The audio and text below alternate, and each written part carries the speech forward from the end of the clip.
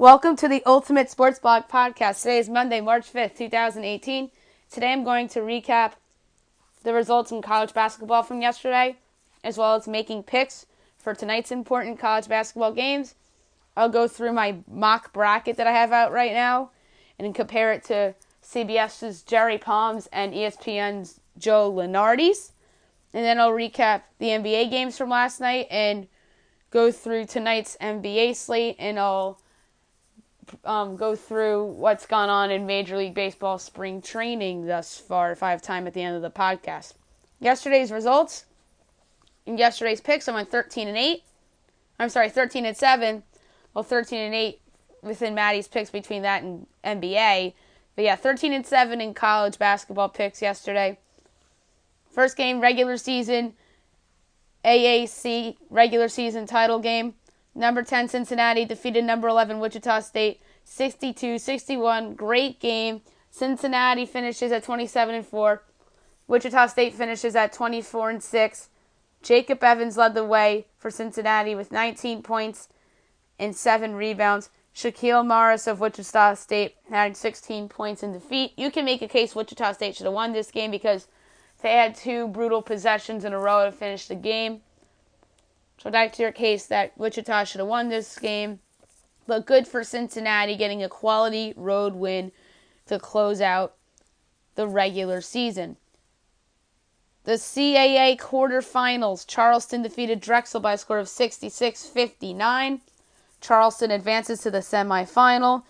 Joe Cheeley had 22 points in the win. Kirk Lee had 15 points in defeat for Drexel.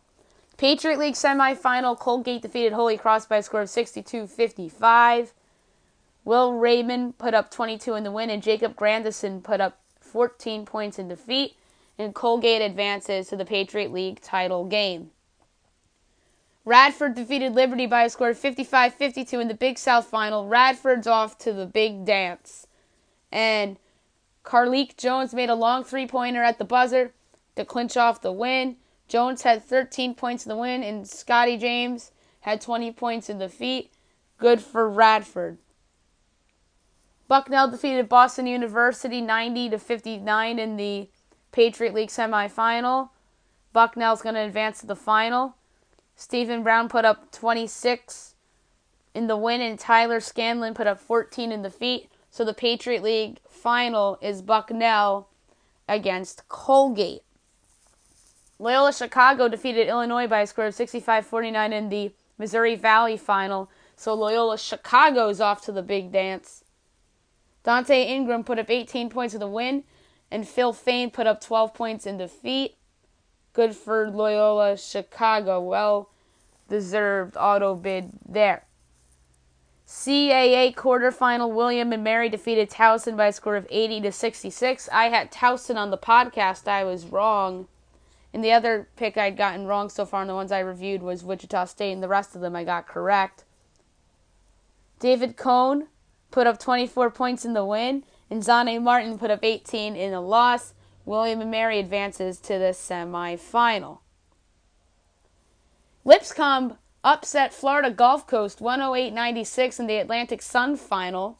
Very impressive win for Lipscomb, considering that they had a huge lead, and then Florida Gulf Coast made it within 5 points in the second half, and Lipscomb pulled away late, so give them credit, because there was a lot of thought by people on social media that Florida Gulf Coast was going to complete the comeback.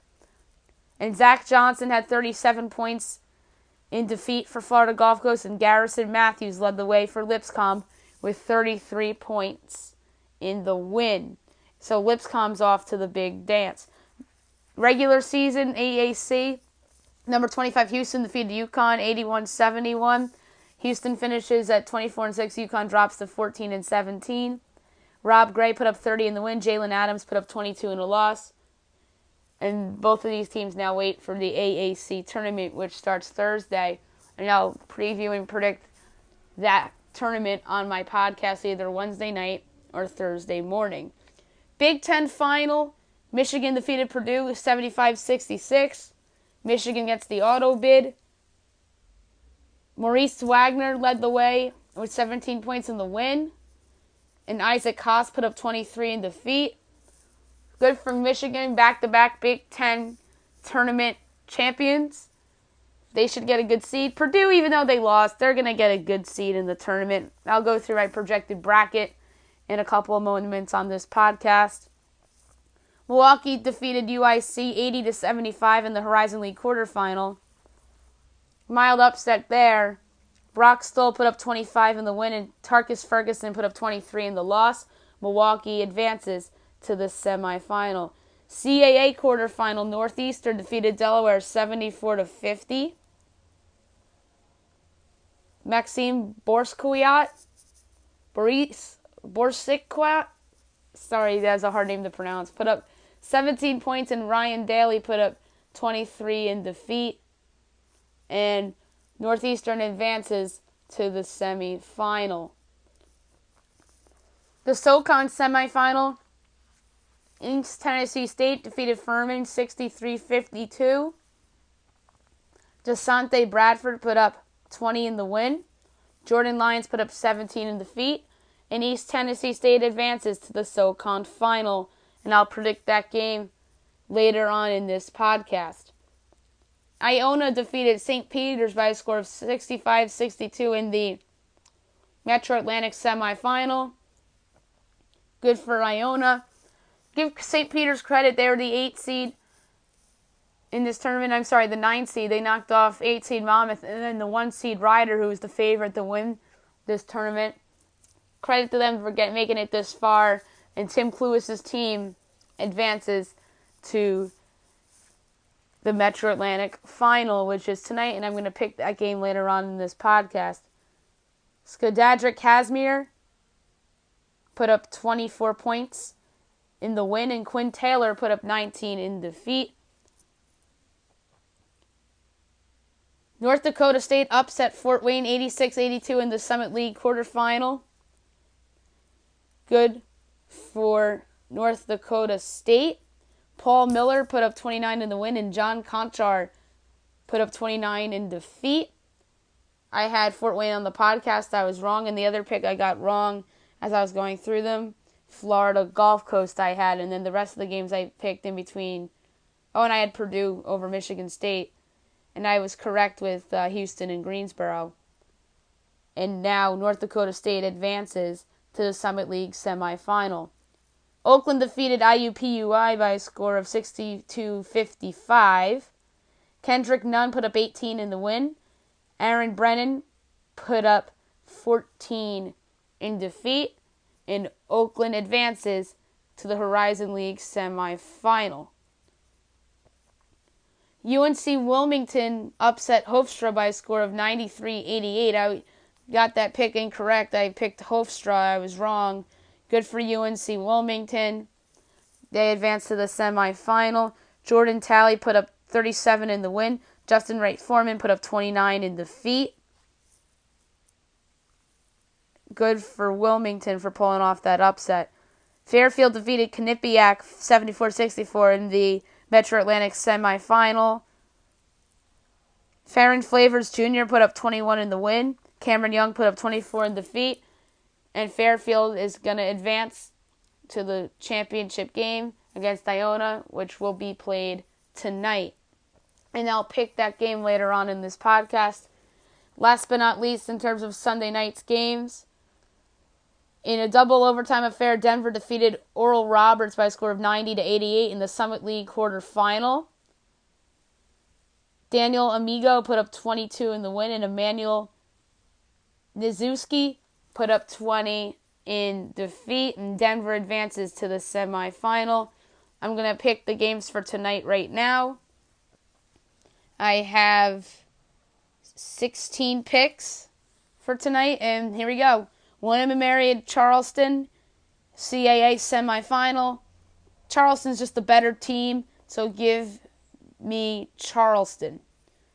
Delaware State against North Carolina A&T in the MEAC first round. I predicted the MEAC tournament and previewed it on another podcast, but I'll just give away my first round picks on this one too. The pick is NC-A&T. They're just better. Cleveland State Oakland in the Horizon League men's semifinal. I like Oakland here. They're just the better team than Cleveland State. Cleveland State picked off the 1 seed, Northern Kentucky. Good for them. I think their run ends here tonight against Oakland. Metro Atlantic Championship, Fairfield, Iona. This should be a pretty good one. Fairfield's made a nice run. They were the 6th seed in the tournament. Iona was the 4th seed. I actually had Iona going to the title game on my Metro Atlantic tournament predictions. And I like the Gales here to win the conference tournament. They're the better team, better coach. Good for Fairfield for making it this far, but give me the Iona Gales to go to the big dance. Northern Illinois against Kent State. This is the Mid-American first round. Give me Kent State in the close one. Bowling Green, Central Michigan in the MAC first round. I predicted this tournament on the earlier podcast today, and I'm just going to give out my first round picks on this one too and give it count towards Maddie's picks, as I said in the Mid-American Conference Tournament Preview podcast. Give me Central Michigan over Bowling Green. Ohio and Miami of Ohio in the Mid-American first round. I like Ohio to pull off the upset. Summit League semifinal, North Dakota State and South Dakota State. Mike Baum's the best player in the Summit League. He'll lead South Dakota State past the Bison of North Dakota State to advance to the Summit League final. Akron and Western Michigan in the Mid-American first round. Give me Western Michigan. UNC Wilmington's a nice underdog story. They're playing Northeastern in the CAA semifinals. Northeastern's just a better team, so give me Northeastern. Milwaukee and Wright State in the Horizon League semifinals. Milwaukee's on a nice little run. I think that comes to an end against a better opponent in Wright State. Maryland East Shore, Norfolk State in the MEAC first round. Give me Norfolk State. They're just a better team. And in a pretty good conference title game in the SoCon, East Tennessee State against UNC Greensboro. East Tennessee State, you can make a case, is the better team here with the better coach in Steve Forbes. But this game's being played not on Greensboro's home court, but they're going to have a somewhat home court advantage because of where the tournament's being held. I like Greensboro to pull this one off and punch a ticket to the big dance. Although if East Tennessee State wins this game, I won't be surprised. And East Tennessee State's going to be a popular upset pick if they get this auto big and make it into the big dance. San Francisco and Gonzaga in the West Coast semifinal. Give me Gonzaga. They're just all around better than San Francisco. Denver, South Dakota in the Summit League semifinal. Give me South Dakota to advance. And last but not least, in terms of the picks, BYU against St. Mary's. St. Mary's nearly got picked off by Pepperdine in the last round. I'm a little concerned about them. BYU's a solid team. I think St. Mary's wins yet another close game here to set up a third matchup with Gonzaga, which would be a rubber match that would be played tomorrow night. All right, I am going to reveal my mock bracket now. I'm going to give you the region and list the seeds in order from 1 to 16, and then I'll say the matchups and much more about it. All right, South region, number 1 overall seed, Virginia. Number 2, Michigan State. 3, Arizona. 4, Tennessee. 5, Texas Tech. 6, Miami. 7, Butler. 8, Arkansas. 9, Rhode Island. 10, Nevada. 11, Baylor. 12, Loyola Chicago. Loyola Chicago won the Missouri Valley yesterday. Number 13, Louisiana. Louisiana is the favorite to win the Sun Belt Conference. Number 14, Oakland. Oakland is who I think will come out of the Horizon League eventually. 15, Montana. Montana is the favorite in the Big Size tournament. And then 16 seed is a playing game between Hampton and Wagner. Hampton is the favorite to win the MEAC tournament, and Wagner is the favorite to win the Northeast Conference tournament. And Virginia would play the play-in game winner between Hampton and Wagner. Michigan State would play Montana. Arizona would play Oakland. Tennessee would play Louisiana. Texas Tech would play Loyola Chicago. And if that was a matchup, that would be a popular 12/5 upset. Miami would play Baylor. Butler would play Nevada. Arkansas would play Rhode Island. Butler and Nevada would be an interesting game. Miami Baylor would be an interesting game. And then if this was like a second round possibilities, you possibly would have Texas Tech, Tennessee, or if Loyola Chicago would beat Texas Tech, Loyola Chicago against Tennessee, like Loyola Chicago would be an interesting candidate to get into the Sweet 16. Arizona would play Miami. Michigan State would possibly play Butler or Nevada. Virginia would possibly play Rhode Island or Arkansas. If that East region, number 1 Villanova, number 2 Cincinnati, 3 North Carolina, 4 West Virginia, 5 Auburn, 6 TCU, 7 St. Mary's, 8 Arizona State, 9 Texas A&M, 10 Seton Hall, 11 UCLA, 12 Middle Tennessee, 13 Vermont, 14 Radford, 15 Hartford, 16 Lipscomb. Middle Tennessee is of Conference USA. That was my projected 12 seed. My projected 13 seed was Vermont. They're favored to win the America East tournament. Middle Tennessee, my 12 seeds projected to win the Conference USA tournament. 14 Radford just won the Big South tournament. Harvard, I should say, not Hartford. Harvard is the favorite to win the Ivy League, and then Lipscomb just won the Atlantic Sun tournament. Villanova would play Lipscomb, Cincinnati would play Harvard, North Carolina would play Radford, West Virginia would play Vermont, Auburn would play Middle Tennessee. Middle Tennessee would be a popular 12/5 upset if they were to play Auburn, if they were a 12 and Auburn was a 5. TCU would play UCLA, St. Mary's would play Seton Hall, Arizona State would play Texas A&M. Arizona State, Texas A&M would be a fun matchup because both of those teams start off really well outside of conference and didn't have good conference seasons. Although there was nice wins earlier in the year, like Arizona State beating Kansas and Texas A&M beating West Virginia, will propel them to probably better seeds than what they should be.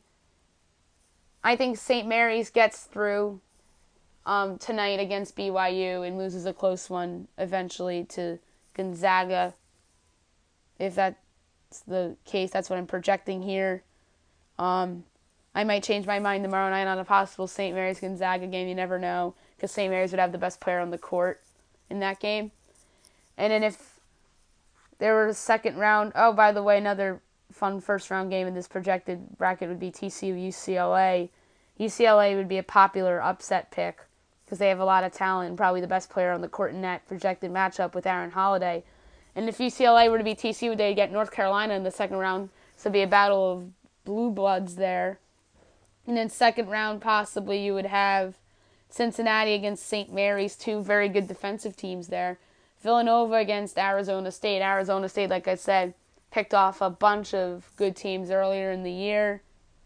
West Virginia, Auburn, possibly in the second round.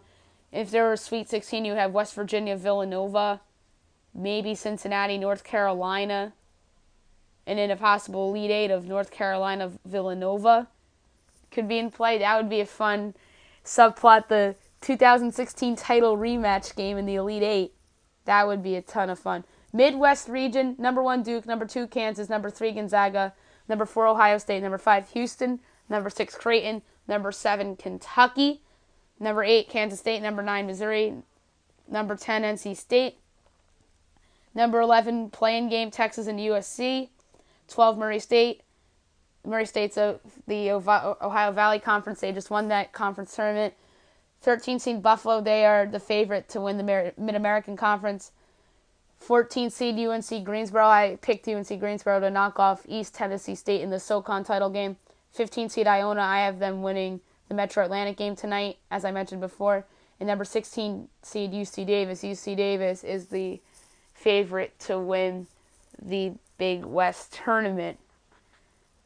Duke would play UC Davis, Kansas would play Iona, Gonzaga would play UNC Greensboro, Ohio State would play Buffalo, Houston would play Murray State, and Murray State would be a popular 12/5 upset pick. Creighton would play the Texas USC winner, Kentucky would play NC State, and Kansas State would play Missouri. Missouri would be a popular 9/8 pick because they would be the possible return of Michael Porter Jr., and it'd be Michael Porter Jr. against Duke possibly in the second round. And then you would possibly get Kansas, Kentucky in the second round. And then Gonzaga, Creighton would be fun. And then Ohio State, Houston, or Ohio State, Murray State, potentially. And say Sweet 16 possibilities. You would have Duke against Ohio State, so 2 blue bloods. And then Kansas, Gonzaga would be a fun little Sweet 16 game if that were to happen. And if Kentucky knocked off Kansas, in theory they'd play Gonzaga or even Creighton in the Sweet 16. Would more likely be Gonzaga if my projected bracket played out like that. That would be fun. And the possible Elite Eight of Duke, Kansas, or Duke, Gonzaga. That would be interesting. And in the West region, you have Xavier 1, Purdue 2, Wichita State 3, Michigan 4, Clemson 5, Florida 6, 7, Florida State, 8, Virginia Tech, 9, Oklahoma, 10, Providence, 11, Louisville, St. Bonaventure play-in game, 12, New Mexico State. They are the favorites to win the Western Athletic Conference. Number 13 seed Charleston. They are the favorites to win the CAA tournament. Number 14, South Dakota. That's my projected pick to win the Summit League tournament, although South Dakota State's the favorite. 15 seed Bucknell. They're the favorites in the Patriot League. And then 16 seed play-in games between Southeastern Louisiana of the Southland and Arkansas's Pine Bluff of the SWAC. Xavier would play the Southeastern Louisiana Arkansas's Pine Bluff winner. Purdue would play Bucknell. Wichita State would play South Dakota. Michigan would play Charleston. Clemson would play New Mexico State. And New Mexico State would be another popular 12/5 upset pick. 6, Florida against Louisville or St. Bonaventure. 7, Florida State would play Providence. And then Virginia Tech, Oklahoma would be your 8-9. Oklahoma over Virginia Tech would be a popular 8/9 pick. If Louisville were to beat St. Bonaventure in his projected game, Florida, Louisville would be fun. Possible round 2 games, Trae Young against Xavier and Trayvon Blewett would be fun. Purdue against Florida State would be interesting. Wichita State against Florida would be a lot of fun too. Very good defensive teams with a lot of talent. Michigan Clemson would be interesting, or Michigan against Frisky, New Mexico State. And then possible Sweet 16 matchups would feature Xavier against Michigan. And Michigan, I think, would be a popular Final Four pick. Purdue against Wichita State. Or even Clemson against Xavier. Or if Oklahoma were to upset Xavier in this mock bracket, they'd play Michigan or Clemson. Florida, Purdue would be an interesting one. Possible Elite Eight games would be Xavier against Purdue. Wichita State against Michigan. Wichita State against Xavier would be a ton of fun. A Purdue-Michigan Big Ten title game rematch would be a lot of fun. So a lot of intrigue within my projected bracket. I'm going to go through Joe Lunardi's projected bracket right now. He has number 1 overall seed Virginia playing Arkansas's Pine Bluff or Lipscomb play-in game winner. Number 8 Missouri against number 9 Butler. Ohio State 5 seed against 12 seed Middle Tennessee. 4 seed Texas Tech against 13 seed Buffalo. Number 6 seed Miami against number 11 Baylor. Number 3 Auburn against number 14 Charleston. Number 7 Seton Hall against number 10 Kansas State. Number 2 Cincinnati against number 15 Iona. Here I have a couple disagreements with him. I think Ohio State's a little bit better than a 5. I think he hit it on the head with Miami as a 6. The smaller schools, I think he did a good job with here. I think Butler's better than a 9. Won't be surprised if Missouri's an 8. Kansas State's better than a 10. Seton Hall's a little worse than a 7. If I were him, I'd flip Seton Hall and Kansas State's seed numbers, if anything. And some intrigue here would be an Ohio State Texas Tech round of 32 game, because it features 2 surprise teams from their respective conferences and Coach of the Year candidates in Chris Holtmann and Chris Beard. And congratulations to Chris Beard, by the way, who got a nice contract extension. And the other intrigue here would be In the round of 32, Virginia would play against Michael Porter Jr. or against the Butler team who thrives in out-of-conference games like this. Baylor-Miami, that would be an interesting 11/6. Middle Tennessee over Ohio State would be a popular 12/5 pick. Buffalo's a sneaky 13. If they get a weaker 4 seed and they're a 13, that would be a popular or not so popular upset pick, but one that I would strongly consider. Seton Hall Cincinnati would be a fun round of 32 projected game. And even Kansas State against Cincinnati would be fun. Baylor Auburn would be fun. Miami Auburn would be fun. Possible Sweet 16 matchups would feature, if underdog Middle Tennessee made the Sweet 16, they'd get Virginia possibly. Or Virginia would possibly get like Ohio State or Texas Tech. And on the other side would be Cincinnati Auburn. That would be fun. Or even Miami against Cincinnati.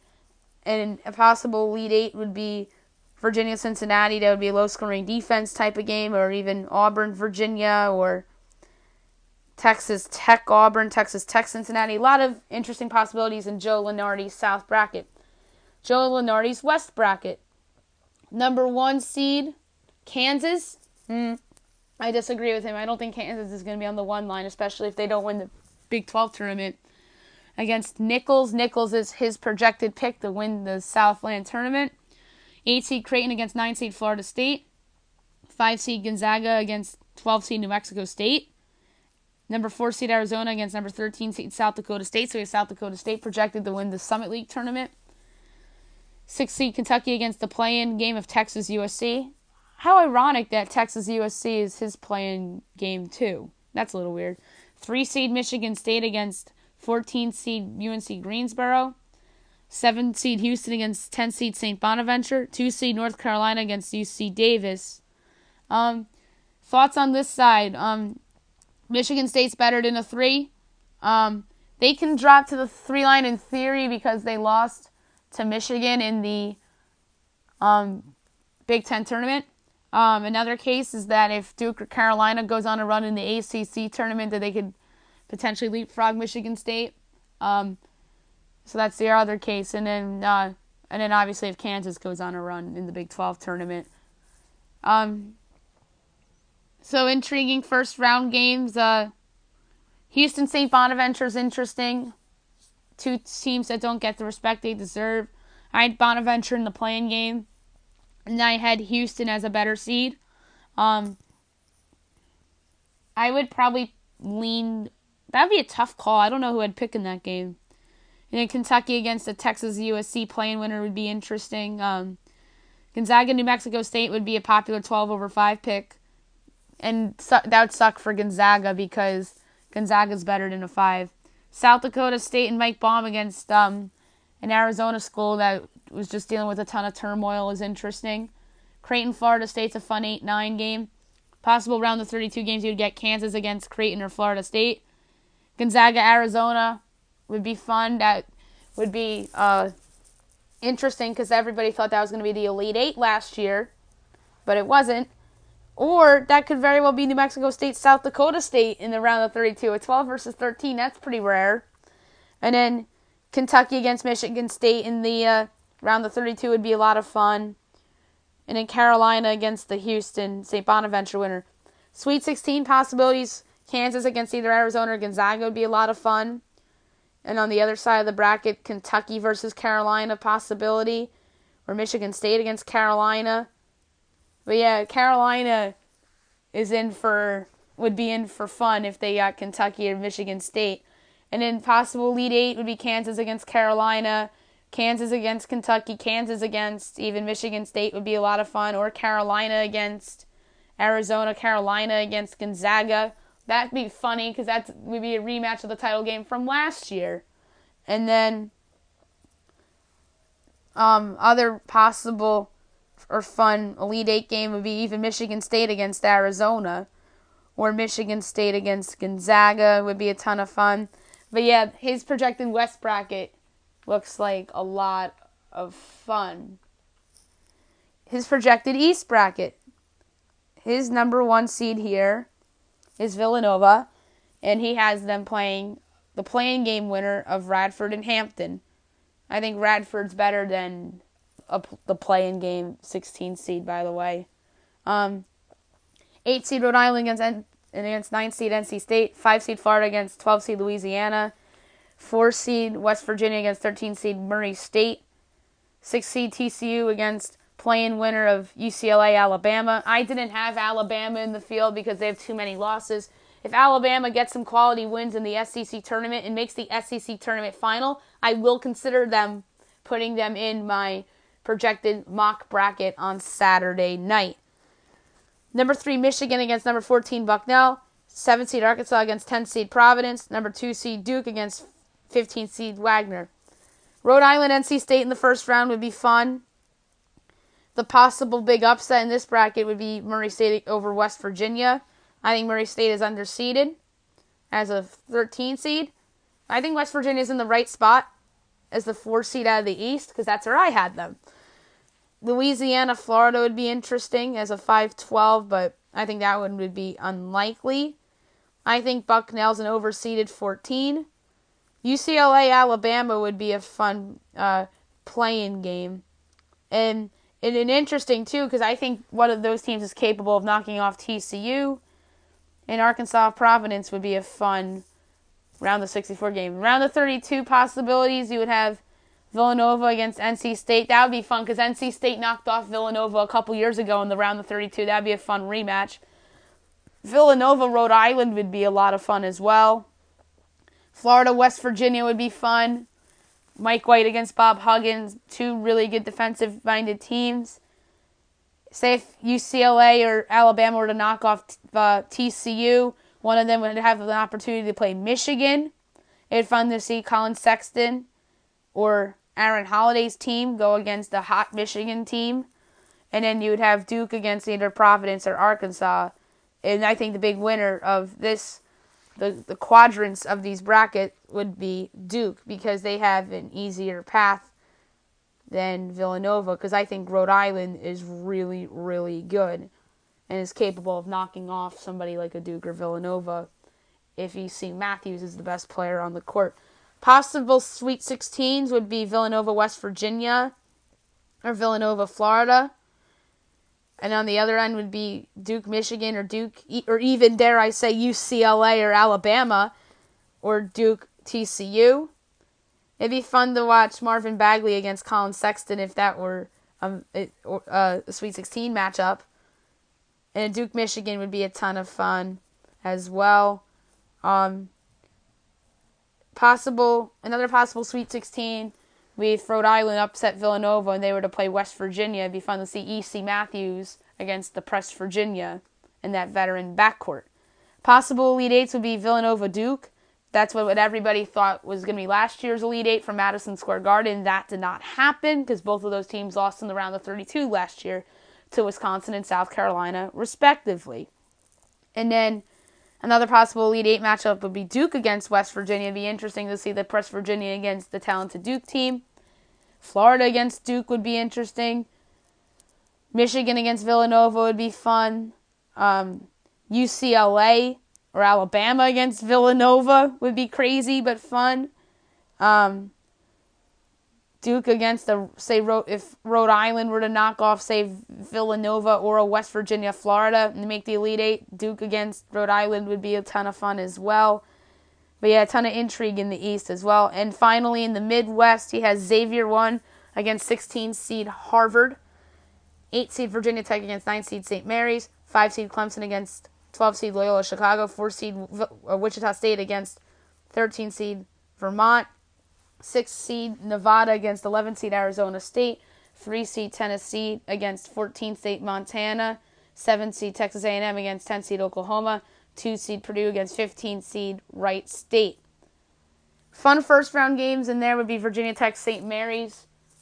We'd be interested to see if St. Mary's would get a quality win over an ACC school. I don't think St. Mary's belongs as a 9 personally. I think they're better than that.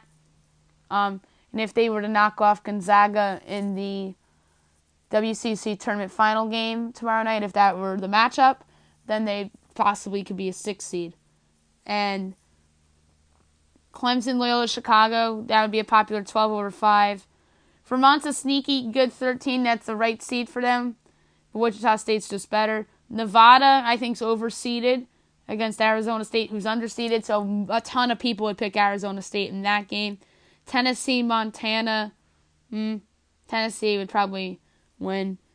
Texas A&M, Oklahoma's a fun one. Two teams that got off to good starts outside of conference. That would be Robert Williams against Trae Young. And in possible second round games would have Xavier St. Mary's or Xavier Virginia Tech.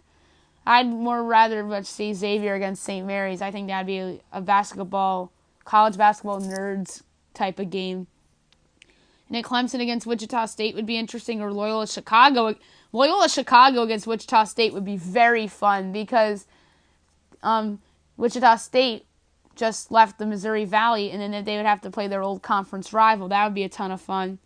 Tennessee against Arizona State would be interesting. That would be a popular 11/3 pick.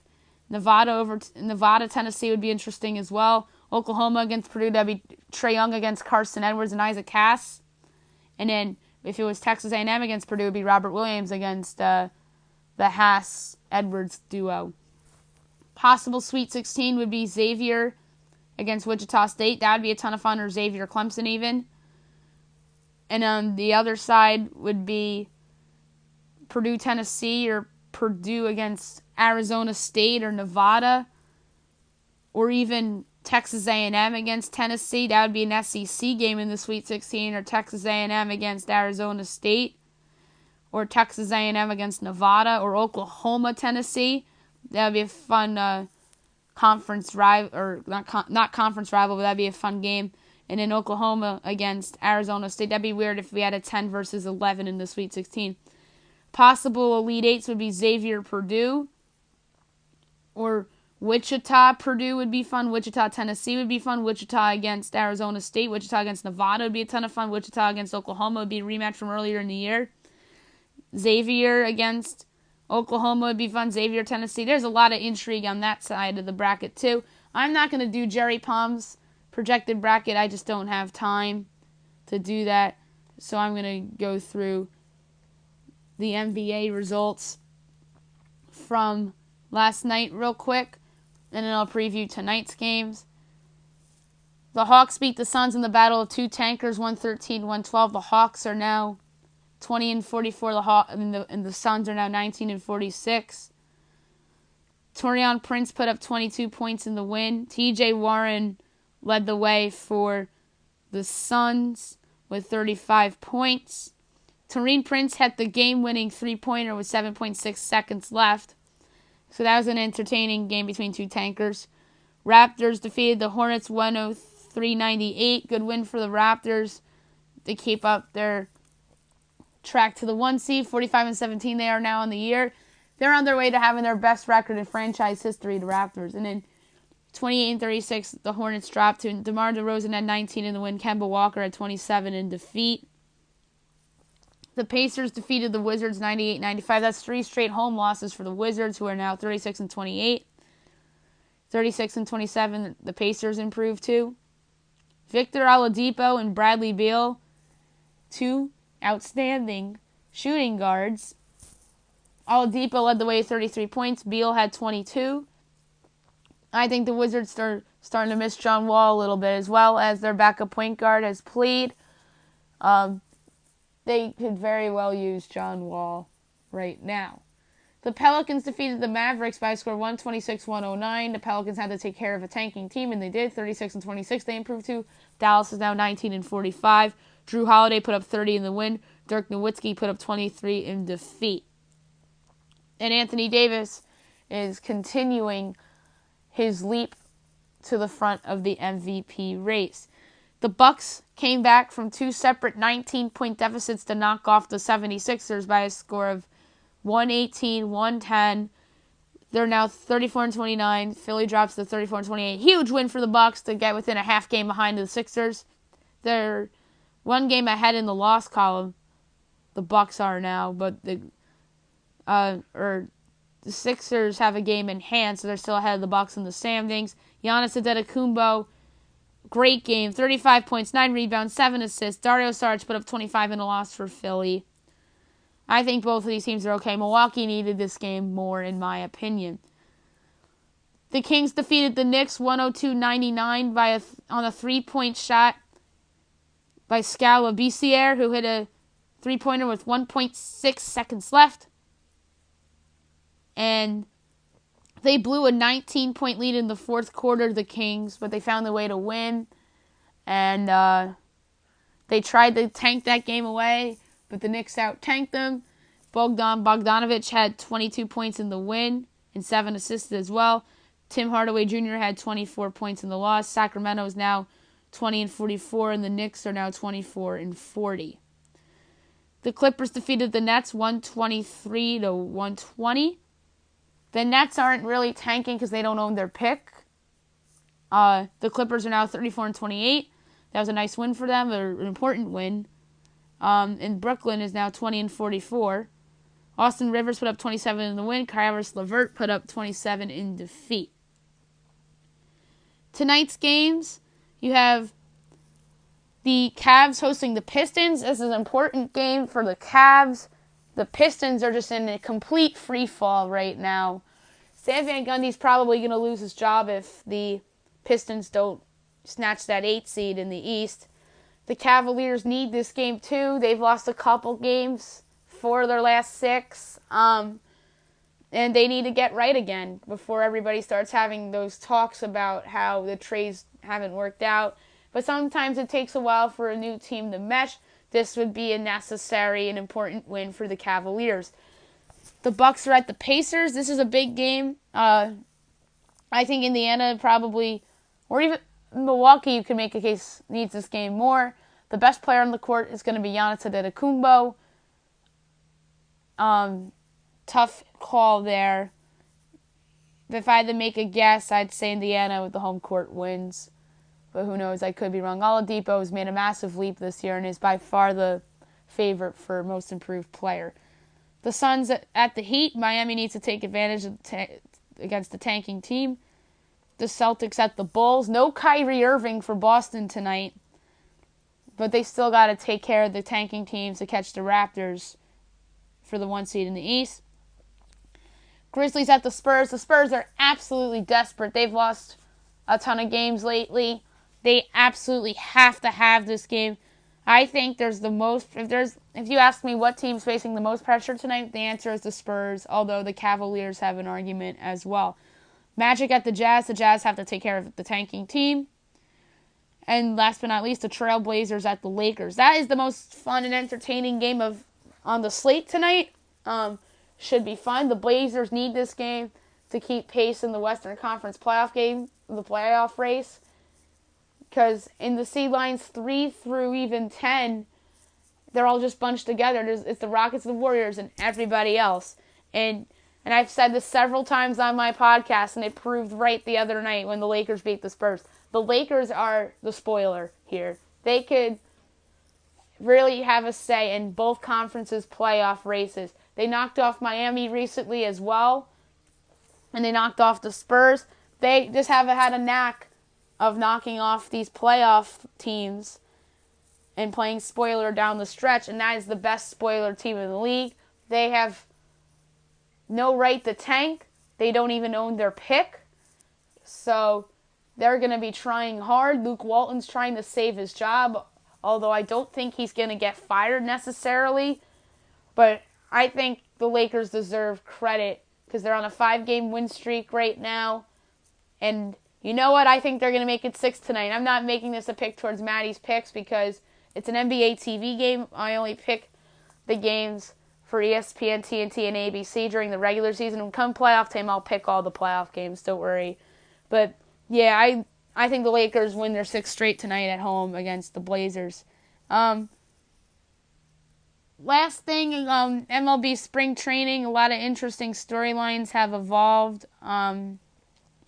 A lot of games are being played. A story that emerged lately, Marcus Stroman of the Blue Jays has an injury, a right shoulder inflammation.